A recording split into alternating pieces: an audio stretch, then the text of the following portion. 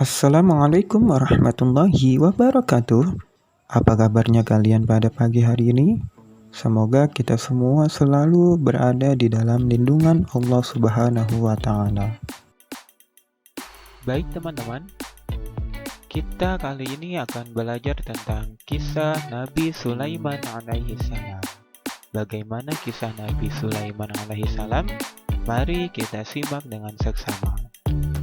Silakan disiapkan buku pelajaran pendidikan agama Islamnya di depan kalian. Nabi Sulaiman adalah putra Nabi Daud alaihi salam. Beliau diangkat sebagai raja pengganti ayahnya Nabi Daud. Nabi Sulaiman diutus menjadi rasul untuk kaum Bani Israel. Nabi Sulaiman merupakan rasul yang dianugerahi ilmu dan kemampuan yang sangat tinggi. Ia dapat mengerti bahasa binatang dan menguasai seluruh bangsa jin, sebagaimana yang telah difirmankan oleh Allah Subhanahu wa Ta'ala di dalam surah An-Naml ayat 16-17. وورث سليمان داود وقال يا أيها الناس علمنا منطق الطير وأوتينا من كل شيء إن هذا لهو الفضل المبين وحشر لسليمان جنوده من الجن والإنس والطير فهم يوزعون. Sebagai nabi dan utusan Allah Subhanahu wa Ta'ala, Nabi Sulaiman diberikan mukjizat oleh Allah. Di antaranya sebagai berikut. Yang pertama, Allah Subhanahu wa Ta'ala memberi mukjizat kepada Nabi Sulaiman dengan diberikannya kecerdikan, kecerdasan, dan kebijaksanaan. Nabi Sulaiman selalu ikut mendampingi ayahnya di sidang peradilan. Hal tersebut sengaja dilakukan oleh sang ayah untuk melatih dan menyiapkannya menjadi raja. Mukjizat yang kedua, Nabi Sulaiman diberikan Allah Subhanahu wa Ta'ala mengerti bahasa binatang. Suatu ketika, Nabi Sulaiman pergi dengan rombongan besar yang terdiri dari manusia, binatang, jin.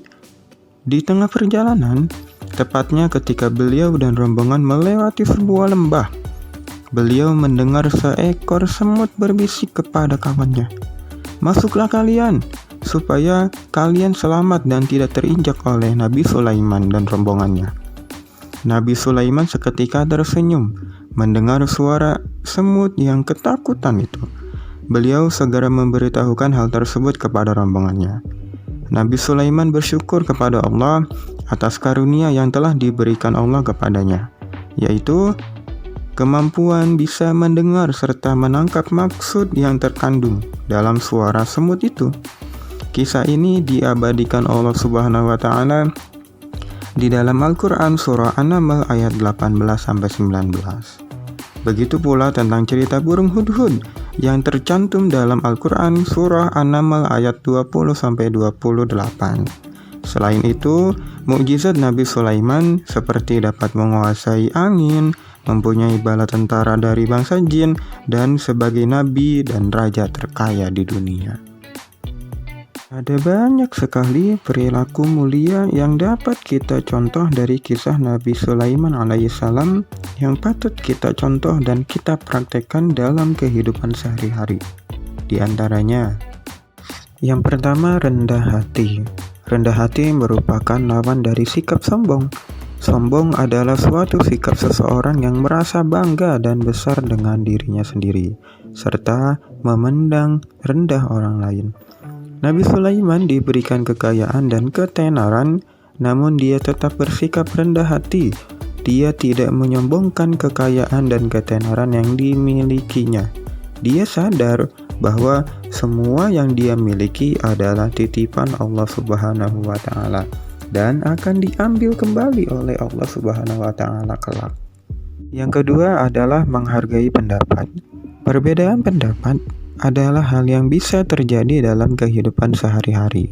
Contohnya, ketika berdiskusi dengan teman di sekolah, kita pasti mempunyai pendapat yang berbeda-beda. Perbedaan pendapat tersebut harus kita hargai, karena setiap orang pasti memiliki alasan tertentu mengapa dia berpendapat seperti itu. Yang ketiga, pemaaf. Pemaaf merupakan salah satu sikap yang diteladankan oleh Nabi Sulaiman ketika berhadapan dengan Ratu Bilqis, Ratu Negeri Saba. Hingga akhirnya Nabi Sulaiman dengan Ratu Bilqis menikah. Itulah kisah Nabi Sulaiman alaihissalam. Semoga kita dapat meneladani dan mempraktekkan apa yang ada di dalam kisah Nabi Sulaiman tersebut. Selanjutnya, silahkan kerjakan evaluasi soal yang sudah diberikan.